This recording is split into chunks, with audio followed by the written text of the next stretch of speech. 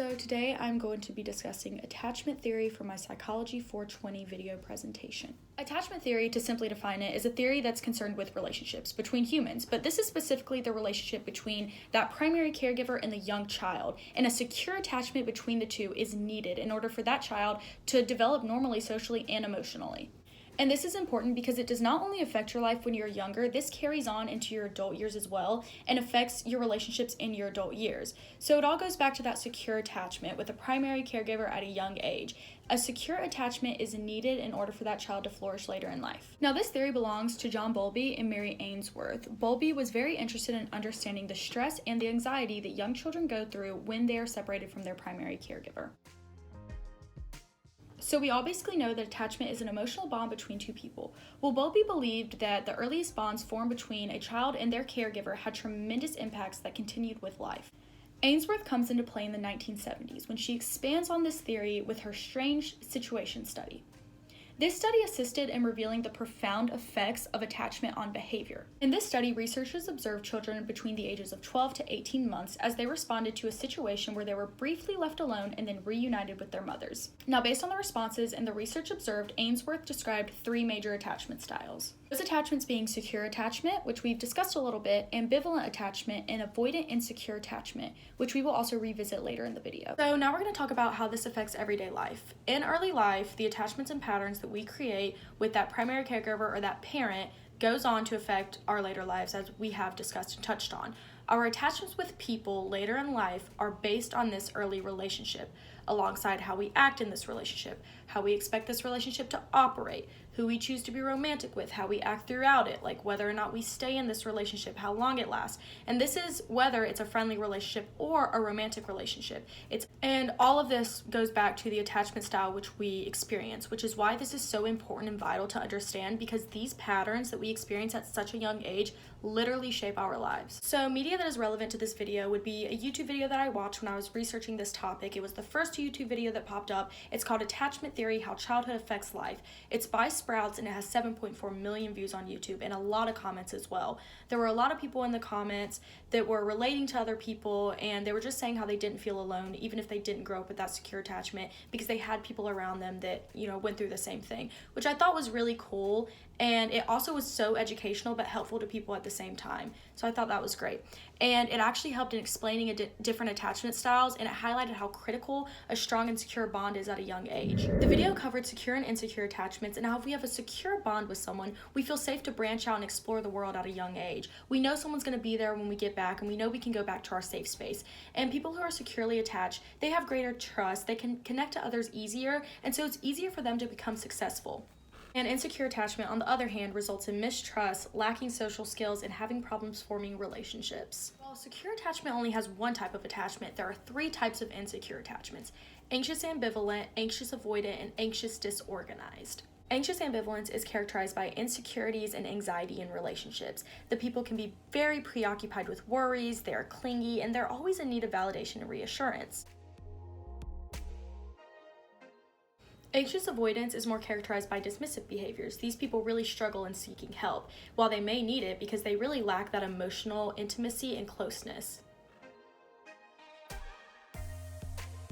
Anxious disorganization is characterized by disorganized behaviors. These people really lack strong coping mechanisms, and they struggle dealing with relationship problems as a whole.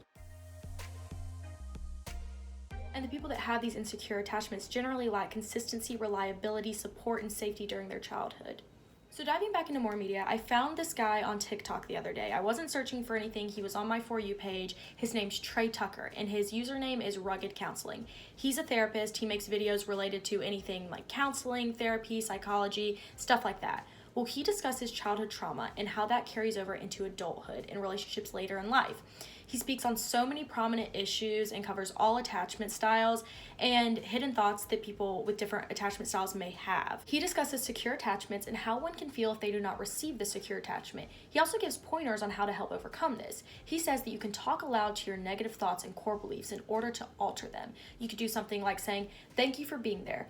but I'm going to be going with the new beliefs that will serve me better from now on. So this specific therapist and creator, Trey Tucker, his whole account is about basically developmental psychology, but this particular video that I'm talking about has 48,000 views and 5,000 likes, alongside comments with individuals thanking him for the techniques, saying that the techniques are helping so much and how they can relate to these past insecure attachments. And he also makes sure that he reassures these individuals and lets them know that this is not their fault at all, and how a broken past can fulfill a purpose.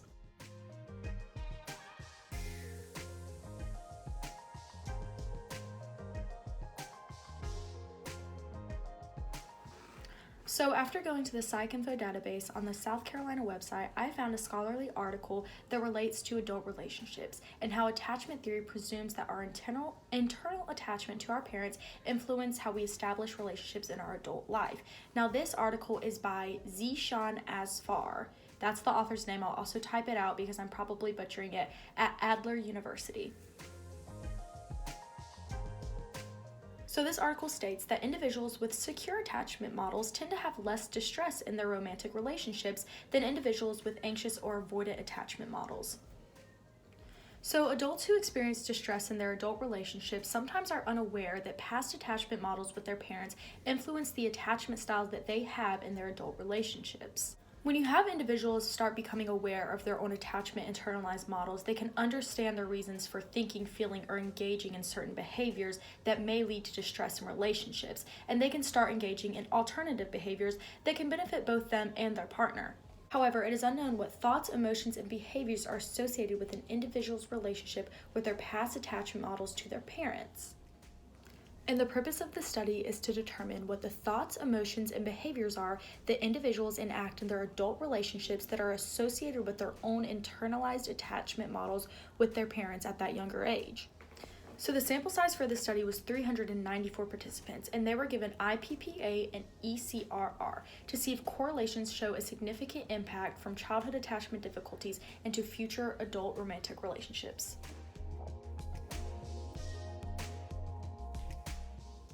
Now, the study found that while a secure attachment style has a moderate or average impact on an adult romantic relationship, insecure attachment styles, anxious and avoidant, have a significant impact on future romantic relationships. For my empirical-based study, I decided to go with Ainsworth's Strange Situation Study. Now, we have touched on this a little bit, but I wanted to expand on it and talk about the scoring that goes with it, the results, and I just wanted to talk about it in more detail. So, in this study, we know that the child is placed under some sort of stress in order to assess the quality of the child's attachment with their caregiver. So, in this study, there is a one-way glass in the room so that the child can be observed. The mother and the child are placed in an unfamiliar setting, and they observe what happens when the stranger enters the room, when the mother leaves, and then when the child and the mother reunite, and they are very interested in the reunion. Scoring is based on primarily 4 interaction behaviors: proximity and contact seeking, contact maintaining, avoidance of proximity and contact, and resistance to contact and comforting. So through this, Ainsworth in 1970 identified 3 main attachment styles: secure, insecure avoidant, and insecure ambivalent resistant type C. She concluded that these attachment styles were the result of early interactions with the mother. And a 4th attachment style known as disorganized attachment was later identified by Main and Solomon in 1990. If I were to conduct a study that had to do with attachment theory, I would reach out to 2 different kinds of people who had completely different lifestyles growing up. The first group would be adult individuals who grew up with 2 parents and believe that they grew up in a stable and loving household. And the second would be adult individuals who grew up in foster care. I would create a survey questioning them about their current and past relationships with peers as well as intimate partners. The questions would be regarding their success rate with friendships and intimate partners. The questions, for example, would be some like, how many romantic partners have you had? How long did your past relationships last? How many people would you consider close friends? And has trust been an issue in either your relationship or friendship or both? And then I would simply compare the results. So with this, I would assume that the individuals that grew up in foster care who most likely lacked that secure attachment would have more issues with relationships and friendships and have trouble keeping a strong connection with other people. After doing all of this research on attachment theory, I've come to the conclusion that attachment has everything to do with how one acts in a relationship later in life. This really highlighted how important a secure attachment is, and it highlighted for me how I want to make sure my children get that secure attachment so they feel like they can branch out, explore new places, they have better communication skills, and they can basically just flourish later in life.